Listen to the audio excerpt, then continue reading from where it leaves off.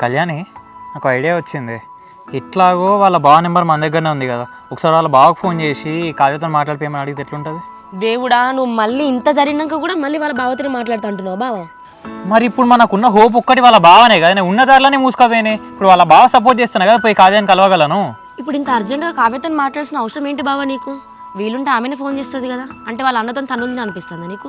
ఇక వాళ్ళన్న తనకి వచ్చినప్పుడు ఇక సైలెంట్ కూర్చుంటా ఉంటాయి. ఇక ఆ దేవుందే వల్ల కావ్యకి నాకు పెళ్ళి అయిపోవాలి, దాని మొగుండవుతా, వాళ్ళ అన్నకు రంకు మొగుండవుతా.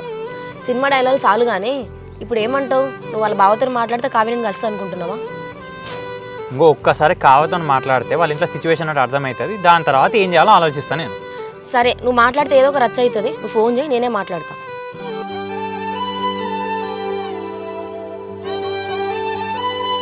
హలో హలో, నేను కార్తీక్ వాళ్ళ మరదల్ని మాట్లాడుతున్నా, కొంచెం మీతో మాట్లాడొచ్చా? చెప్పండి, ఏందో?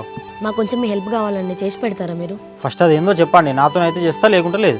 మా బావ కావ్యాన్ని కలవక మాట్లాడక చాలా రోజులు అవుతుంది, మా బావ బాధపడుతున్నారు, ఒక్కసారి వాళ్ళిద్దరు కలిసేలా చేస్తారా? లేదండి, నా వల్ల కాదు. ఇష్యూ అయినప్పటి నేను వాళ్ళ ఇంటికి వెళ్తలేను, వాళ్ళతో మాట్లాడతలేను.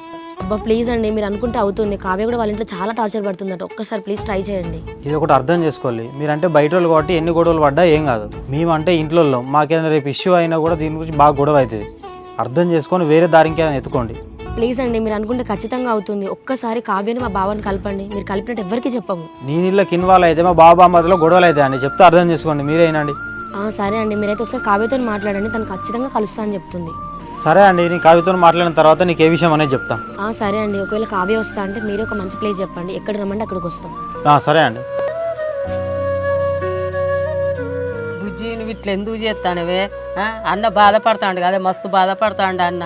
అమ్మ, అన్న పడే బాధ కనిపిస్తుంది కానీ నేను పడే బాధ కనిపిస్తలేదు అమ్మ. నా బాధను అర్థం చేసుకొని నన్ను కార్తీక్ కలపండి అమ్మా. బిడ్డ, ఇదివరకే నేను ఎన్నో కష్టాలు చూసిన బిడ్డ. ఇప్పుడు నువ్వు అన్న చేయబట్టి ఇంకా తట్టుకోలేకపోతాను బిడ్డ. నేను ఈ బాధలు చూడలేక నాకే ఏదైనా అయ్యేటట్టున్నది బిడ్డ.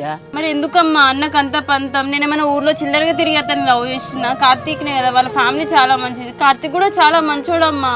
ఇంత చెప్పినా ఇంత లేవు బిడ్డ, మాకంటే కార్తీక్ గాడే ఎక్కువ నానే బిడ్డ నీకు. అవునమ్మా, నా కార్తీకే ఎక్కువ, కన్న వాళ్ళు మీరే అర్థం చేసుకోలే, పరాయోడు కార్తీక్ అయినా అర్థం చేసుకున్నాను నన్ను. అట్లా అనకే బిడ్డ, నీ దండం పెడతా, అన్న చెప్పినట్టినే. నేనే నీకు దండం పెడతామ్మా, నేను మేజర్ని, బయటికి వెళ్ళి పెళ్లి చేసుకోవచ్చు కార్తీక్ని. ఎందుకు ఆగుతానా? మీరు ఒప్పుకుంటారని ఒక చిన్న ఆశతో ఆగుతున్నా. నువ్వు చెప్పు తినవు, అటు వాడు చెప్పు తినడు, మీ ఇద్దరి వలన నాకే ఏదో అవుతుంది. అమ్మ, మీరు ఎంత చెప్పినా విననే. నేను బతుకుతే కార్తీక్తోనే బతుకుతా, లేకపోతే చచ్చిపోతా.